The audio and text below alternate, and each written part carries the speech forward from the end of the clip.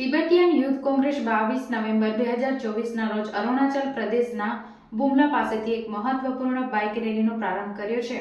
આ રેલી ભારતના 19 રાજ્યોમાં 15,000 કિલોમીટરનું અંતર કાપશે, જેનો મુખ્ય ઉદ્દેશ્ય તિબેટમાં ચીનની સામ્યવાદી શાસન દ્વારા થઈ રહેલા અત્યાચારો સામે અવાજ ઉઠાવવાનો છે।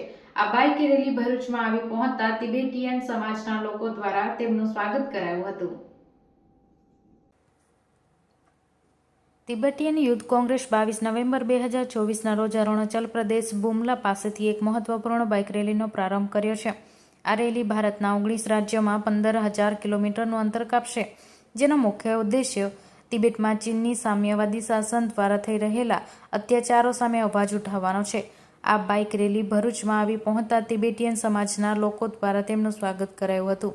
આ રેલી દરમિયાન તેઓ સહભાગીઓ, સંસદ સભ્યો, વિધાનસભા સભ્યો, તિબેટ સમર્થક જૂથ અને મીડિયા સાથે મુલાકાત કરશે।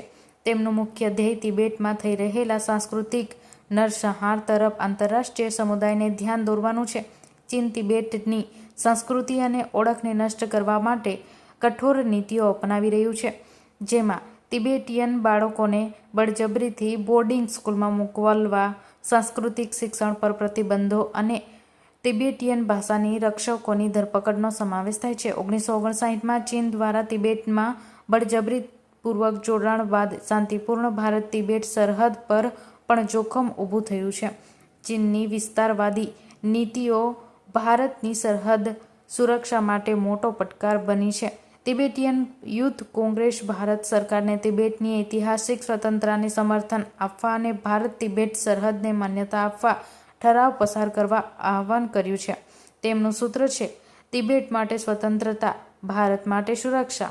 આ બાઇક રેલી આજરોજ ભરૂચના તિબેટીયન માર્કેટ ખાતે આવી પહોંચતા તિબેટ રાજ્યના લોકોએ તેનું ભવ્ય સ્વાગત કર્યું હતું। આ પ્રસંગે તિબેટીયન યુથ કોંગ્રેસ પ્રમુખ ગોનપો ધુડુપે જણાવ્યું હતું કે અમારી આ બાઇક યાત્રામાં મુખ્ય 3 ઉદ્દેશ્ય છે, જેમાં અમારા તિબેટીયન સંસ્કૃતિને ભૂંસી નાખવાના તેના ગેરકાયદેસર પ્રયાસોને રોકવા અને તિબેટીયન લોકોના તેમના સાંસ્કૃતિક વારસાને જાળવવા અધિકારોનું સન્માન કરવા ચીન પર દબાણ કરે। ભારત સરકારને વિનંતી કરીએ છીએ કે ભારતની લાંબા ગાળાની સુરક્ષા સુનિશ્ચિત કરવા માટે તિબેટની ઐતિહાસિક સ્વતંત્ર સ્થિતિને સમર્થન આપવો ઠરાવ અપનાવે, ચીન પર તિબેટની કુદરતી સંસાધનનું શોષણ अटकावा दबाण करे। नमस्कार, यह हमारे तिब्बती युवा संगठन के जो बाइक रैली जो है आज हमारे यहाँ गुजरात का भरूच में हम पहुंचा हुआ है और यहाँ आते हुए हमारे यहाँ का मार्केट के सदस्य ने हमको स्वागत किया है। यह बाइक रैली का जो शुरुआत जो है 22 नवंबर को हमारा भारत और तिब्बत का सीमा वो भी अरुणाचल प्रदेश में स्थित बुमला से हमने शुरू किया है। इस बाइक रैली का हमारे भारत का 20 से ज्यादा राज्य में हम यात्रा कर किलोमीटर के तौर से 20,000 से अधिक किलोमीटर हम तय करके इसका मुख्य हमारी जो मांगे जो है तिब्बत की आजादी, भारत की सुरक्षा, इसमें हमारे 3 खास हमारे विचार रखा हुआ है।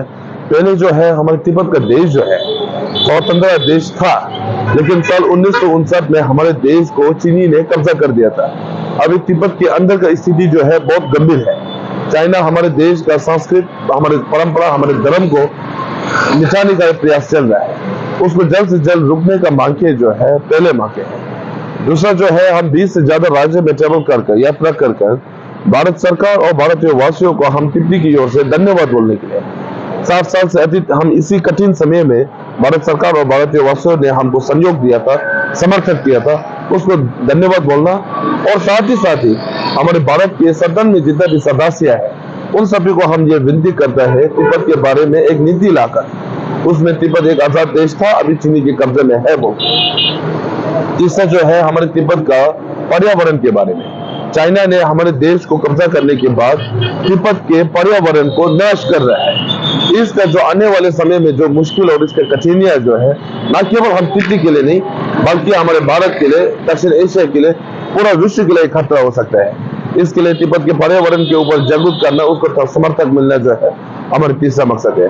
इन 30 मकसद के साथ हम यात्रा कर रहे हैं। आज हमारे 52 डेज है, जो हमारे जो गुजरात का जो हमारा दर्दी जो है हमारे 16 हमारे रजा है, और ये जो अंतिम जो ये जो यात्रा जो है वो हम दिल्ली में समाप्त करने हैं।